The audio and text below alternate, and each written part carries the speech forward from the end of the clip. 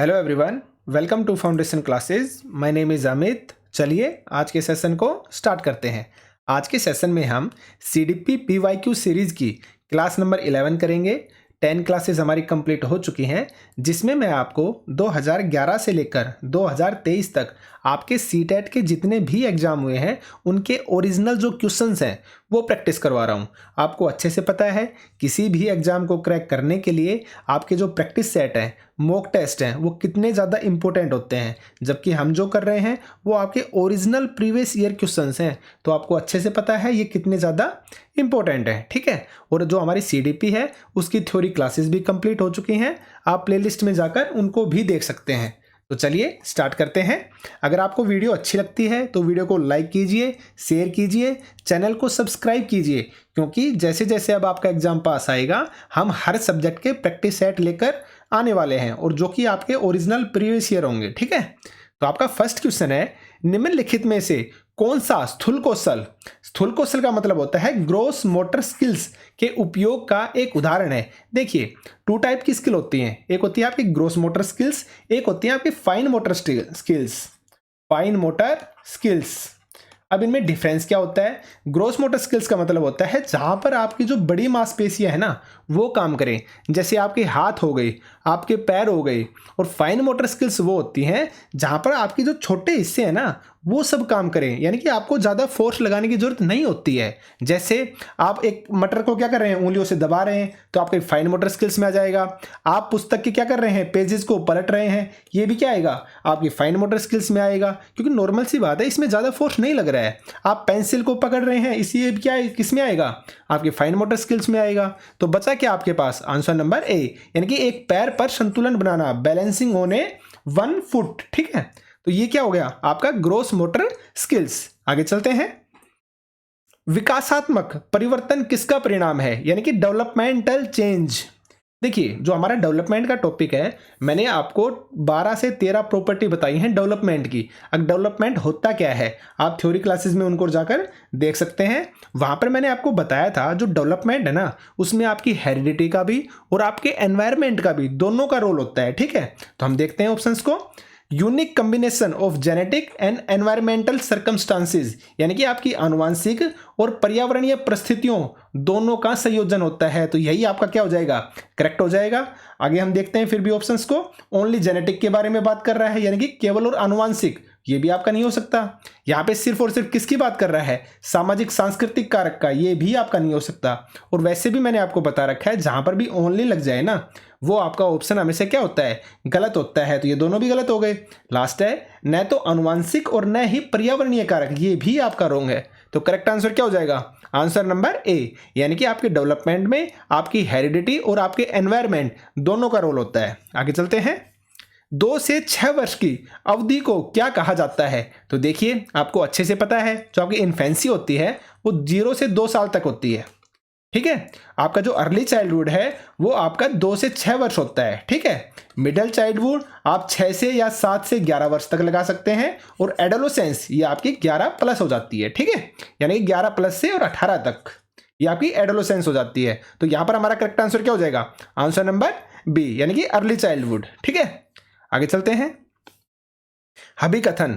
देखिए, मैंने आपको हमेशा बताया है जब भी इस टाइप के क्वेश्चन आएंगे ना तो दोनों का कॉम्बिनेशन हमेशा बैठना चाहिए। अगर ऊपर उसने कथन दिया है तो नीचे जो कारण है ना वो ऊपर वाले कथन से मेल खाना चाहिए, तभी दोनों करेक्ट होंगे। तो देखिए, शहरों में बच्चों के बहुत सारे खेल उन रियलिटी टीवी शो पर आधारित होते हैं जो वो देखते हैं। देखिए, रियलिटी टीवी शो क्या होते हैं, जैसे डांस इंडिया डांस हो गया जो कलर्स के ऊपर आता है, जैसे बिग बॉस हो गया, तो ये सब क्या है, ये एक रियलिटी टीवी शो है। तो यहाँ पर बताया जा रहा है जो शहरों के बच्चे हैं ना इनके बहुत सारे जो खेल हैं उन रियलिटी शो के ऊपर आधारित होते हैं जो वो देखते हैं। अब कारण क्या दे रखा है, इन दिनों परिवार और साथियों के अलावा मीडिया बच्चों के सामाजिकरण का एक महत्वपूर्ण माध्यम बनता जा रहा है। भाई नॉर्मल सी बात है, दोनों क्या हो गए, करेक्ट हो गए। ऊपर बताया गया है कि भाई रियलिटी शो है ना उनसे भी बच्चे सीखते हैं, और नीचे कारण बता दिया। अब परिवार और साथियों के अलावा जो आपका मीडिया है, और मीडिया के अंदर आपका सब कुछ आ जाता है। आपका टीवी आ गया, आपका मोबाइल आ गया, ठीक है, आपका लैपटॉप आ गया, आपका माइक, यानी कि हर चीज आपके किस में आ जाती है, मीडिया के अंदर। तो यहाँ पर बताया जा रहा है जो मीडिया है ना उसका भी रोल होता है किसमें, आपके सोशलाइजेशन के अंदर। तो दोनों स्टेटमेंट करेक्ट हैं और जो ए है वो प्रमाणित भी कर रहा है किसको, कारण को। तो यहाँ पर करेक्ट आंसर क्या हो जाएगा, आंसर नंबर ए, यानी कि ए और आर दोनों सही हैं और आर ए की सही व्याख्या भी करता है। ठीक है, आगे चलते हैं। पियाजे द्वारा अधिगम को सुगम बनाने के लिए निम्नलिखित में से कौन से कारक महत्वपूर्ण माने जाते हैं। देखिए आप, मोबिलिटी ऑफ ए टीचर यानी कि शिक्षक की गतिशीलता, हाँ सही बात है ये भाई, नॉर्मल सी बात है, शिक्षक कितना एक्टिव है ये चीज भी तो डिपेंड करेगी ना बच्चों को सिखाने के लिए, अधिगम के लिए, तो यह तो सही है। आगे देखिए, विविध विषय वस्तुओं का प्रावधान यानी कि प्रोवाइजनिंग डाइवर्स मटेरियल, भाई नॉर्मल सी बात है, डाइवर्स मटेरियल की बात हो रही है। मैंने हमेशा आपको बताया है, अगर जो बच्चे हैं ना अपने आप में अलग होता है, हर बच्चा अपने आप में अलग होता है। ठीक है, बच्चे के अंदर क्या होते हैं, इंडिविजुअल डिफरेंसेस होते हैं। तो जब हर बच्चा अपने आप में अलग है तो उसका जो सीखने का तरीका है वो भी क्या होगा, अलग अलग होगा। तो नॉर्मल सी बात है, डाइवर्स मटेरियल की जरूरत पड़ेगी, डाइवर्स मेथड्स की जरूरत पड़ेगी। तो ये भी आपका क्या हो गया, सही हो गया। आगे देखिए, प्रोवाइडिंग न्यू एक्सपीरियंसेस यानी कि नवीन अनुभव प्रदान करो बच्चों को, ये भी आपका सही है। भाई अनुभव का मतलब क्या होता है, एक्सपीरियंस का मतलब क्या होता है, अगर बच्चे एक्सपीरियंशियल लर्निंग करें, बच्चे खुद से चीजों को करके देखें, तो ये बात भी सही है। आगे देखिए, एंश्योरिंग पॉजिटिव और नेगेटिव रेनफोर्समेंट, ये आपका गलत हो जाएगा। जो रेनफोर्समेंट है ना, पुनर्बलन जो होता है, इसके बारे में स्किनर ने बात की थी और हम इसको कभी भी सही नहीं मानते हैं। भाई बच्चों को आप कुछ सीखने के लिए क्या करोगे, फोर्स थोड़ी ना करोगे, ठीक है ना। तो ये आपका नहीं हो सकता। यहां पर हमारा करेक्ट आंसर क्या हो जाएगा, 1, 2 एंड 3। तो करेक्ट क्या होगा, आंसर नंबर बी। ठीक है, आगे चलते हैं। किस अवस्था में बच्चे वृत्तर संसार के प्रति एक जीववादी, जीववादी का मतलब होता है एनिमिज्म।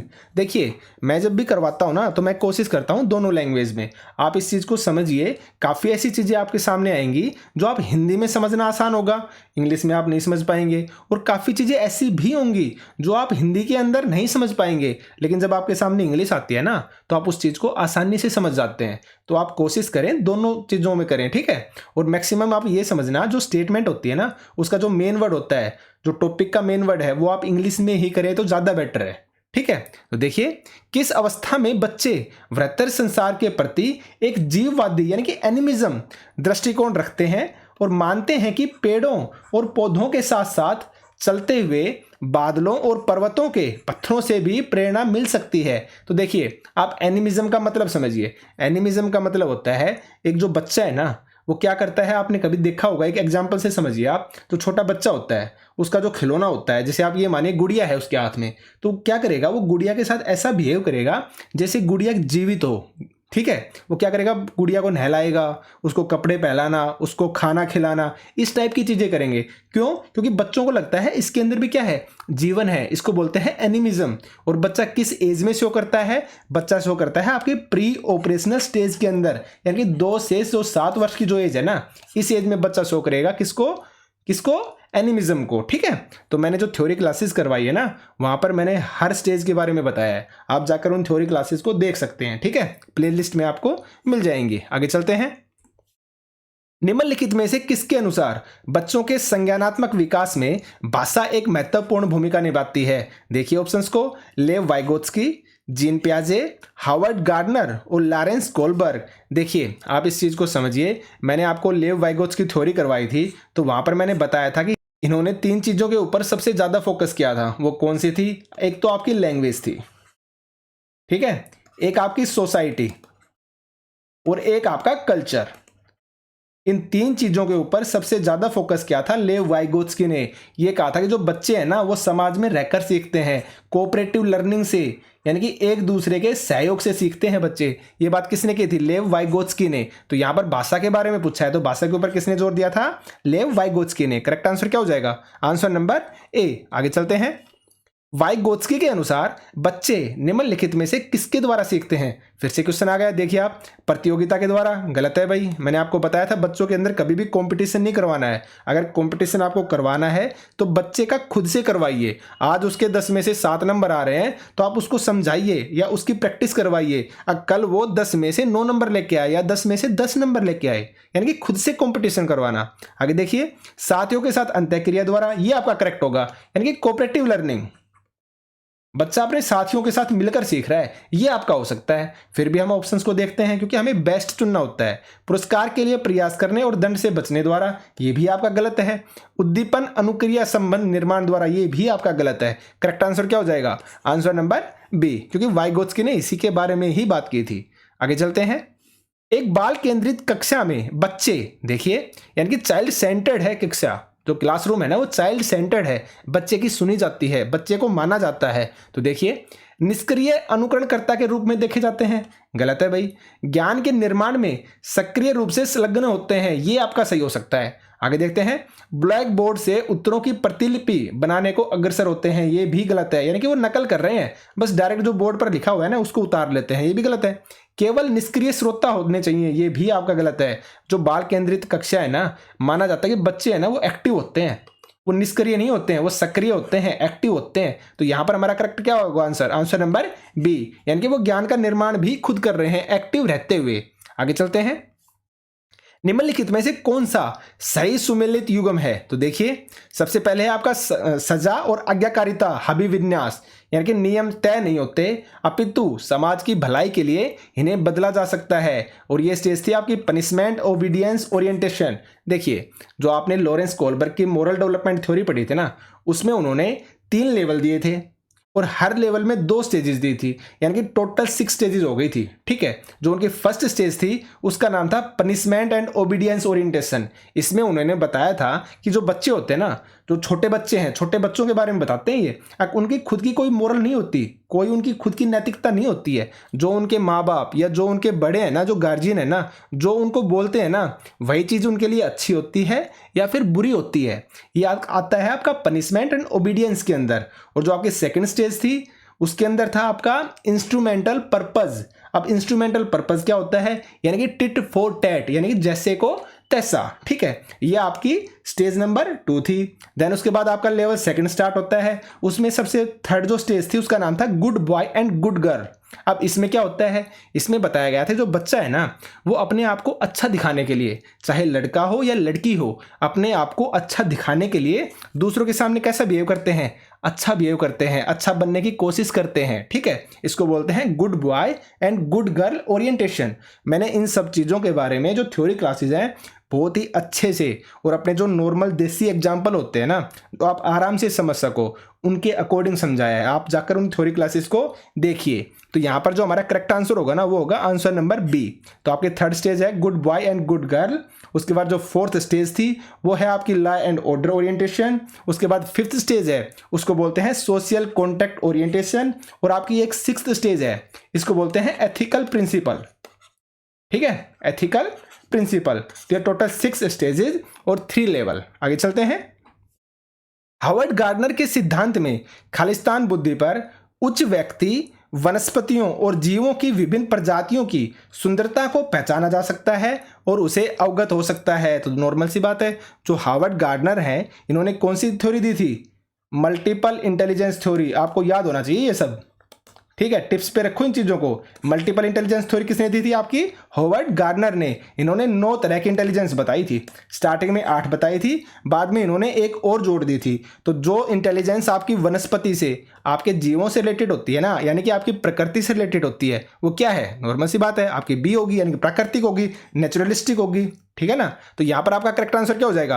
Answer number B. एक इंटरपर्सनल होता है और एक इंट्रापर्सनल होता है। तो इंटरपर्सनल क्या होता है? जब व्यक्ति दूसरों को समझ पाए। और इंट्रापर्सनल क्या होता है? जब व्यक्ति खुद को समझ पाए। तो ये भी आप समझ गए। एक म्यूजिकल, यानी कि जो बच्चे क्या होंगे, म्यूजिक के अंदर एडवांस होंगे, म्यूजिक को बहुत जल्दी समझ पाएंगे, हर तरह के इंस्ट्रूमेंट को बजा पाएंगे, उसको बोलते हैं म्यूजिकल। एक होता है स्पेशियल। स्पेशियल का मतलब होता है 3D से रिलेटेड। ठीक है, यानी कि एक जो आर्किटेक्चर है ना वो क्या करेगा, अपने सामने, उसके सामने खाली प्लॉट है तो अपने माइंड में इमेज बना लेगा, यहाँ पर मैं ये मकान बनाऊंगा, यहाँ पर बाथरूम होगा, यहाँ पर किचन होगा, यहाँ पर 2 रूम होंगे। तो इस टाइप की थिंकिंग उसको बोलते हैं स्पेशियल। तो आप समझ गए होंगे। ठीक है, मैं ज़्यादा एक्सप्लेन नहीं कर पाऊंगा यहाँ पर, आप थ्योरी क्लासेस में जाकर देख सकते हैं। ठीक है, आगे चलते हैं। राष्ट्रीय शिक्षा नीति 2020 किसकी सिफारिश करती है? देखिए हम अच्छे से पढ़ चुके हैं, ऑप्शंस को देखते हैं। मल्टीलिंग्वलिज्म यानी कि बहुभाषावाद, हाँ ये आपका करेक्ट है। फिर भी अगले देख लेते हैं। एक भाषावाद यानी कि मोनोलिंग्वलिज्म, गलत है आपका।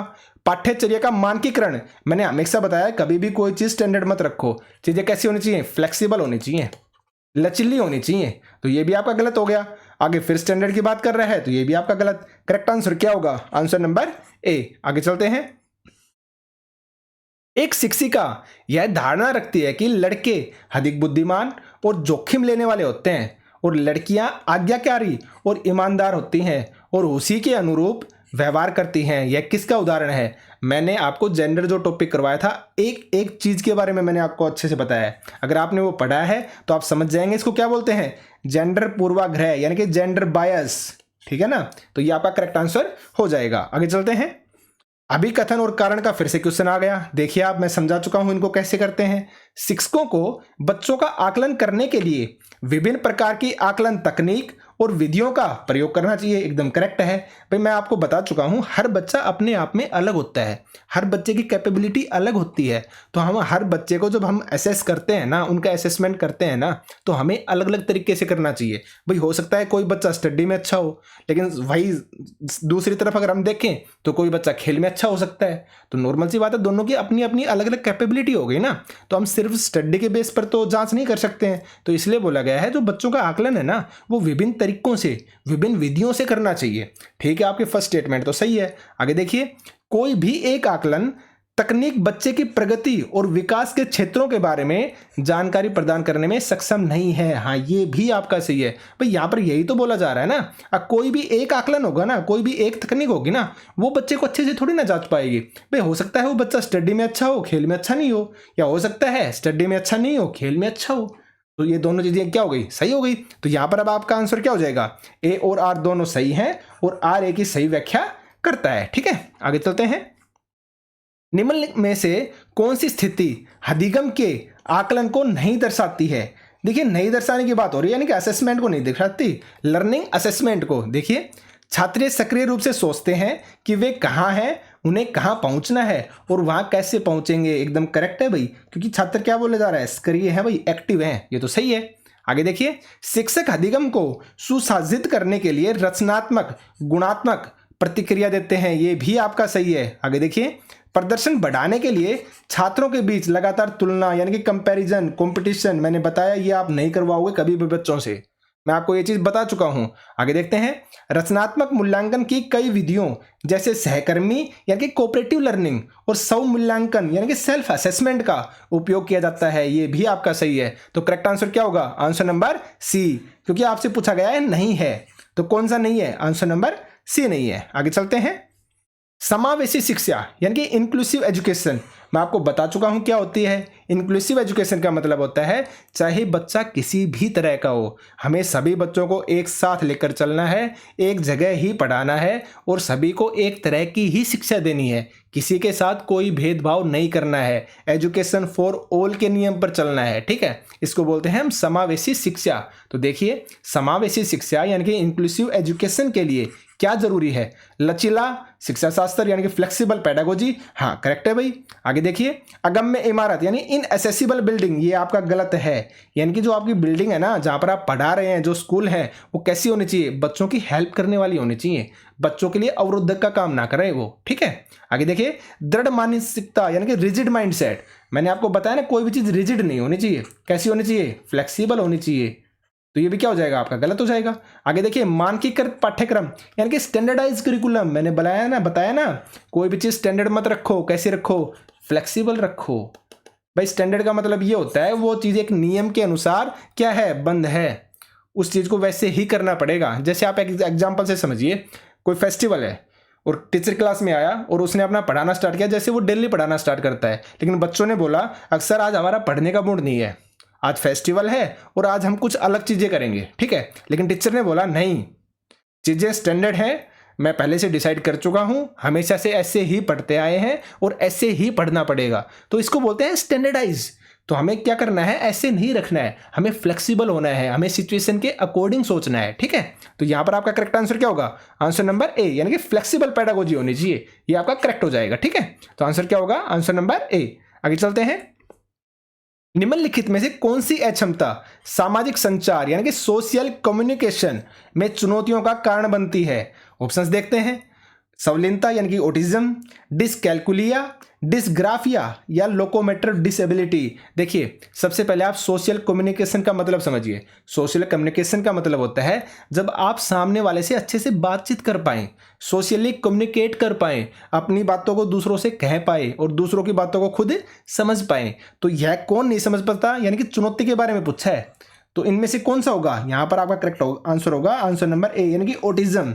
जिस बच्चे को ऑटिज्म होगा ना, आप एक एग्जांपल से समझिए। आप किसी के घर पर जाते हैं, नॉर्मल सी बात है, वहां पर बच्चे होंगे, तो कुछ बच्चे ऐसे होते हैं वो शर्माते हैं, ठीक है, आपके सामने नहीं आएंगे, आपसे बात नहीं करेंगे। उनको आपने जबरदस्ती अपने पास बैठा भी लिया ना, तो वो आपसे कभी भी आई कांटेक्ट नहीं करेंगे, ठीक है। तो यहाँ पर दो कंडीशन होती है भाई, हो सकता है बच्चा सच में शर्मिला हो, ठीक है, या फिर हो सकता है उसको ऑटिज्म हो, क्योंकि इन दोनों में जब छोटी एज होती है ना, तो इन दोनों में डिफरेंस नहीं कर सकते। ऑटिज्म वाला बच्चा है वो भी शर्मिला होता है, और नॉर्मल सी बात है जो बच्चा शर्मिला है, शर्माता ज्यादा है, वो तो है ही, ठीक है। तो ये चीज बाद में जाकर पता चलती है। तो ऑटिज्म के अंदर क्या होता है, बच्चा आई कॉन्टेक्ट नहीं करता, बच्चा आपसे खुल के बात नहीं करेगा, ठीक है। तो यहां पर हमारा करेक्ट आंसर क्या हो जाएगा? Answer number A. आगे चलते हैं, देखिए इसको भी समझ लीजिए आप। डिसकैलकुलिया आपकी किससे रिलेटेड है? मैथमेटिकल जो प्रॉब्लम होती है ना, बेसिक जो प्रॉब्लम, जैसे प्लस माइनस हो गया, बच्चा ये भी नहीं कर पाएगा जिसको डिसकैलकुलिया होगा। डिसग्राफिया, मैंने थ्योरी में आपको बताया था, ग्राफ यानी कि आप ग्राफ बना रहे हो, यानी किससे रिलेटेड हो गया? आपकी राइटिंग से रिलेटेड। किससे रिलेटेड? राइटिंग से रिलेटेड प्रॉब्लम। एक होता है लोकोमोटर। लोकोमोटर का मतलब होता है जो आपके पैर हैं, हाथ हैं, उनमें कुछ प्रॉब्लम होना, यानी कि जो आपके फिजिकल एनवायरनमेंट है ना, जो आपकी फिजिकली है ना, उसके अंदर कुछ ना कुछ प्रॉब्लम है, ठीक है। इसको बोलते हैं लोकोमोटर डिसेबिलिटी। आगे चलते हैं, निम्न में से कौन प्रतिकूल और वंचित समूहों के शिक्षार्थियों को शामिल करने में मदद करता है? प्रतिकूल और वंचित समूहों का मतलब क्या होता है? यानी कि क्या है, यानी कि उनमें कोई ना कोई किसी ना किसी चीज की कमी है, वो बाकी बच्चों की तरह नॉर्मल नहीं है, उनको बोलते हैं वंचित समूह, ठीक है। तो देखिए विविधता पर विचार यानी कि कंसिडरेशन ऑफ डाइवर्सिटी, हाँ ये तो आपका सही है भाई, नॉर्मल सी बात है, डाइवर्सिटी तो हम देखते हैं ना, हर बच्चा अपने आप में अलग है, तो हम इसके ऊपर विचार कर रहे हैं अब भाई हर बच्चे को कैसे शामिल किया जाए, तो ये बात तो आपकी सही है। आगे देखिए, डी कॉन्टेक्सचुअलाइज करिकुलम, ये आपका गलत है पर नॉर्मल सी बात है, आप गैर प्रासंगिक पाठ्यक्रम थोड़ी ना देंगे, आप प्रासंगिक देंगे, यानी कि जो जरूरी है, जो आना चाहिए वही देंगे ना। आगे देखिए, प्रमुख समूह की ओर केंद्रित शिक्षा शास्त्र यानी कि डोमिनेंट ग्रुप, आप एक किसी स्पेशल समूह को क्या कर रहे हैं? सहायता कर रहे हैं। आप सभी बच्चों को एक साथ लेकर नहीं चल रहे, सभी को एक जैसा व्यवहार नहीं कर रहे हैं, तो ये भी आपका गलत हो जाएगा। आगे देखिए, मानकीकृत परीक्षण यानी कि स्टैंडर्डाइज, मैंने आपको बताया ना, फ्लेक्सिबल होना चाहिए सब कुछ, स्टैंडर्ड नहीं होना चाहिए, तो ये भी आपका गलत। करेक्ट आंसर क्या होगा? Answer number A. आगे चलते हैं, विषय वस्तु के निरूपण के कई तरीकों के प्रावधान यानी कि multiple modes of representation of content, यानी कि नॉर्मल सी बात है, जो आप बच्चों को पढ़ा रहे हैं ना, वो आप अलग अलग मल्टीपल तरीके से पढ़ाइए, अलग अलग विधियों का प्रयोग कीजिए। क्यों? क्योंकि हर बच्चा अपने आप में अलग है, कोई सुनकर अच्छा सीखता है, कोई देखकर अच्छा सीखता है, ठीक है, आप समझ गए होंगे। तो निम्नलिखित में से किसको शामिल करने में मदद मिलेगी, यानी कि जब आप मल्टीपल मोड्स से पढ़ाएंगे ना, तो किन किन बच्चों को शामिल कर सकते हैं? तो देखिए आप, सबसे पहले है श्रवण बाधित छात्र, यानी कि जिसको क्या हो, हियरिंग इंपेयरमेंट हो, सुनने में प्रॉब्लम हो, हाँ शामिल करेंगे ऐसे बच्चों को।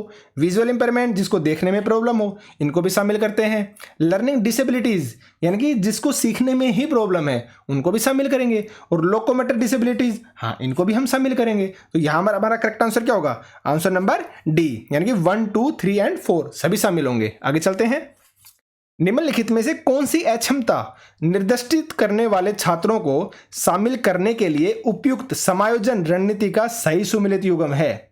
ठीक है, यहां पर सही पूछा है। देखिए आप, डिसकैलकुलिया, अब आपको पता होना चाहिए डिसकैलकुलिया का मतलब क्या होता है। अब जो नॉर्मल कैलकुलेशन होता है ना, बच्चा वो भी नहीं कर पाता, जैसे प्लस माइनस, इनको भी नहीं कर पाएगा, तो कैलकुलेटर का प्रावधान, हाँ ये बात सही है, नॉर्मल सी बात है, जिसको डिसकैलकुलिया है उसको आप कैलकुलेटर दे दीजिए, कर लेगा वो आराम से सॉल्यूशन। आगे देखते हैं, डिसलेक्सिया, लंबे समय तक लिखित कार्य सौंपना, ये आपका गलत है। डिसलेक्सिया किससे रिलेटेड है? आपके लिखने से रिलेटेड नहीं है, आपके पढ़ने से रिलेटेड है, ठीक है। श्रवण हानि, ऑडियो टेप देना, भाई नॉर्मल सी बात है, बच्चा सुन नहीं सकता और आप ऊपर से उसको ऑडियो टेप और दे रहे हैं, भाई आप उसको वीडियो दिखाइए तब तो फायदा है, तो ये भी नहीं होगा। आगे देखिए, दृश्य हानि यानी कि चित्र पुस्तकें उपलब्ध कराना, ये भी आपका नहीं होगा।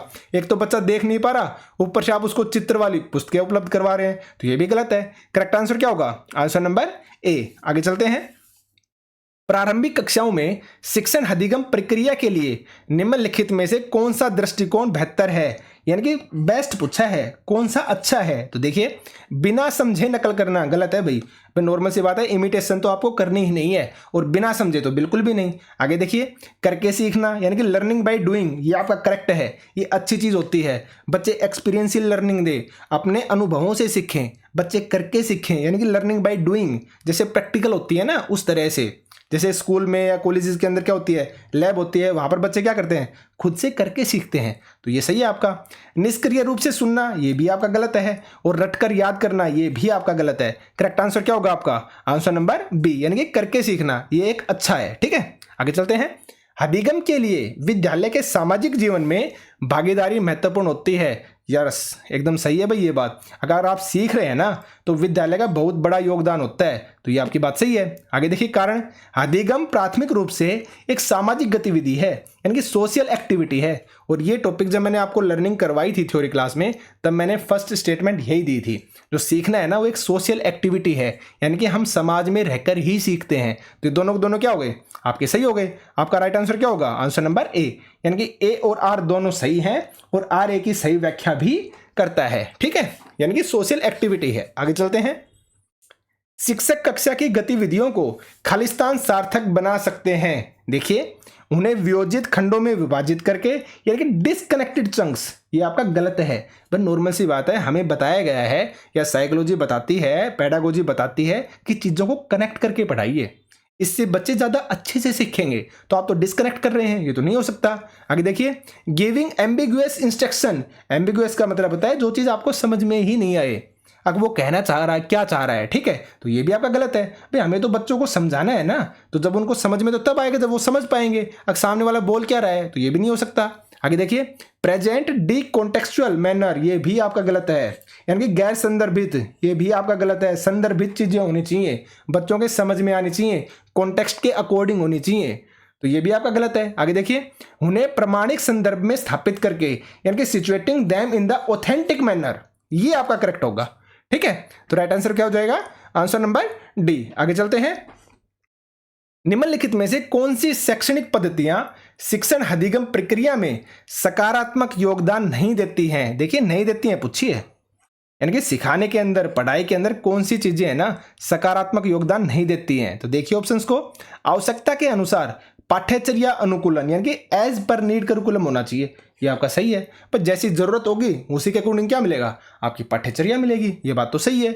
आगे देखिए, छात्रों के लिए अनुभवात्मक शिक्षा, यानी कि एक्सपीरियंशियल लर्निंग, यानी कि बच्चे कैसे सीखें, एक्सपीरियंस करके सीखें, खुद के अनुभव से सीखें, लर्निंग बाय डूइंग सीखें, चीज़ों को खुद के हाथों से करके सीखें। ठीक है, तो ये भी आपका सही है। आगे देखिए, पाठ्यचर्या नियोजन में नवाचार, यानी कि इनोवेशन इन द करिकुलम, ये भी एक अच्छी चीज है। आगे देखते हैं, परीक्षा केंद्रित कठोर शिक्षण रणनीति, आ गया ना कठोर, मैंने बताया ना कभी भी रिजिड चीजें मत रखो लाइफ में, कैसे रखो, फ्लेक्सिबल रखो, यानी कि एग्जाम सेंटर्ड भी नहीं होनी चाहिए, कैसी होनी चाहिए, चाइल्ड सेंटर्ड होनी चाहिए, जो बच्चे के भले के लिए हो। तो यहां पर हमारा करेक्ट आंसर क्या होगा, आंसर नंबर डी, क्योंकि क्या पूछा था, नहीं। ठीक है, आगे चलते हैं, करेक्ट आंसर क्या हो जाएगा, आंसर नंबर डी। आगे चलिए, अभिकथन और तर्क का फिर से क्वेश्चन आ गया। देखिए, एक सेट के अंदर 3-3 क्वेश्चन दे रखे हैं, तो आप समझिए ये प्रैक्टिस सेट मोस्ट इंपॉर्टेंट है, आप सभी को करने चाहिए। तो देखिए, एक शिक्षक द्वारा पढ़ाए जाने वाले विषय वस्तु को छात्रों के दैनिक जीवन से,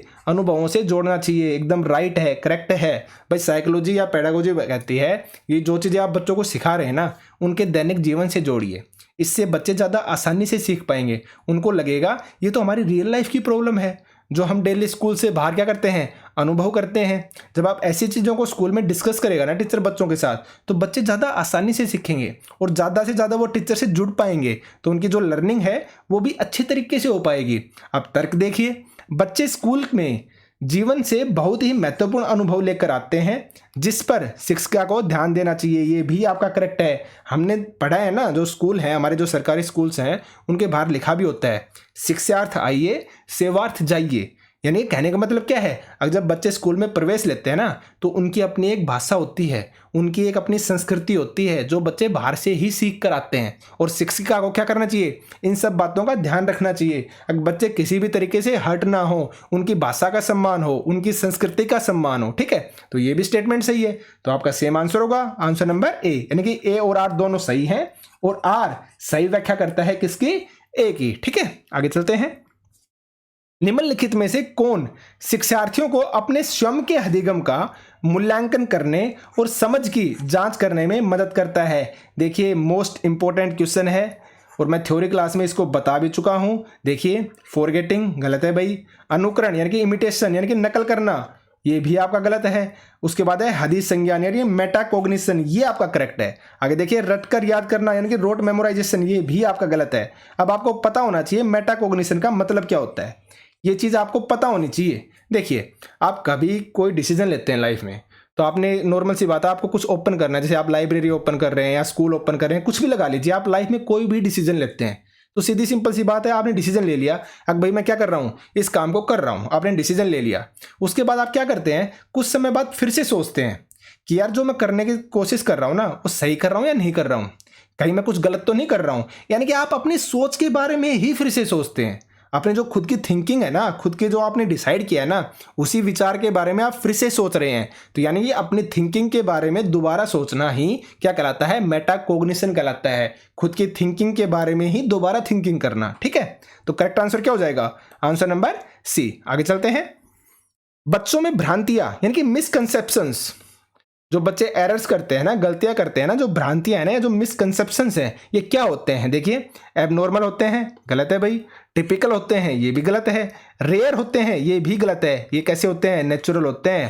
भाई कहने का मतलब ये है, अगर बच्चा सीखेगा तो गलतियां तो करेगा ही। बच्चा क्या, कोई भी लगा लीजिए, अगर आप कुछ सीखना चाहते हैं तो गलतियां होना तो स्वाभाविक है, बिना गलतियों से आप सीख ही नहीं सकते हो, ठीक है। तो करेक्ट आंसर क्या हो जाएगा, आंसर नंबर सी। आगे चलते हैं। आगे क्वेश्चन देखिए। एक विद्यार्थी जो अधिगम असहायता, इसको बोलते हैं लर्नड हेल्पलेसनेस, महसूस कर रहा है तो वह क्या करेगा। तो सबसे पहले तो आप इसका मतलब समझिए कि लर्न जो हेल्पलेसनेस है इसका मतलब क्या होता है। देखिए जब इंसान लाइफ में बहुत ज़्यादा स्ट्रगल देखता है ना तो नॉर्मल सी बात है, उसे उन चीज़ों की आदत हो जाती है। उसे लगने लगता है कि भाई मेरे से ये काम तो होगा ही नहीं, वो पहले ही हार मान लेता है और उसे इस हार की क्या पड़ जाती है, आदत पड़ जाती है। इसको बोलते हैं अधिगम असहायता यानी कि लर्नड हेल्पलेसनेस। तो अगर कोई बच्चा ऐसा महसूस कर रहा है तो देखिए वो कैसा बिहेव करेगा। देखिए अधिगम में बेहद उत्साह दिखाएगा, गलत है भाई। जिसने पहले ही हार मान ली तो वो उत्साह कैसे दिखा सकता है, गलत है। आगे देखिए। महारत उन्मुख लक्ष्यों पर ध्यान देगा यानी कि focus on mastery oriented. Mastery oriented का मतलब होता है जब आप अंदर से मोटिवेटेड होते हैं ना तो आप कोई अच्छी चीज़ें करना चाहते हैं अपनी मर्जी से, अपने इंटरेस्ट के साथ। तो नॉर्मल सी बात है, जो पहले ही हार मान चुका वो मास्टरी ओरिएंटेड करेगा कैसे, उन गोल्स को कैसे अचीव कर सकता है, ये भी गलत है आपका। आगे देखिए। प्रदर्शन उन्मुख लक्ष्यों पर ध्यान देगा यानी कि परफॉर्मेंस ओरिएंटेड। परफॉर्मेंस ओरिएंटेड का मतलब होता है जब आप किसी एग्जाम को टॉप करना चाहते हैं ना, यानी कि आप अच्छी से अच्छी परफॉर्मेंस देना चाहते हैं, उसको बोलते हैं परफॉर्मेंस ओरिएंटेड अप्रोच। तो यह भी नहीं करेगा, वो तो हार मान चुका है। आगे देखिए। शैक्षिक गतिविधियों में से अलगाव रखना। अलगाव यानी कि क्या करेगा, विदड्रा कर लेगा, अपने आप को हटा लेगा। अब भाई मुझसे नहीं होगा ये, तो ये होगा आपका करेक्ट आंसर। इसको बोलते हैं लर्नड हेल्पलेसनेस, ठीक है। आगे चलते हैं। निम्न में से कौन सा आंतरिक अभिप्रेरणा यानी कि इंट्रिंसिक मोटिवेशन, ठीक है, एक होती है आपकी एक्सट्रिंसिक मोटिवेशन यानी कि बाहरी अभिप्रेरणा, बाहरी मोटिवेशन, एक होता है इंट्रिंसिक मोटिवेशन यानी कि आंतरिक अभिप्रेरणा, आंतरिक मोटिवेशन, ठीक है। तो इसका उदाहरण बताइए। पर नॉर्मल सी बात है, जो चीज़ें आप इंटरेस्ट से खुद से सीखते हैं ना उसको हम इंट्रिंसिक मोटिवेशन बोलते हैं, आंतरिक अभिप्रेरणा बोलते हैं। तो देखिए रुचि के कारण एक नई भाषा सीखना, ये आपका करेक्ट हो जाएगा। फिर भी आप आगे देख लीजिए।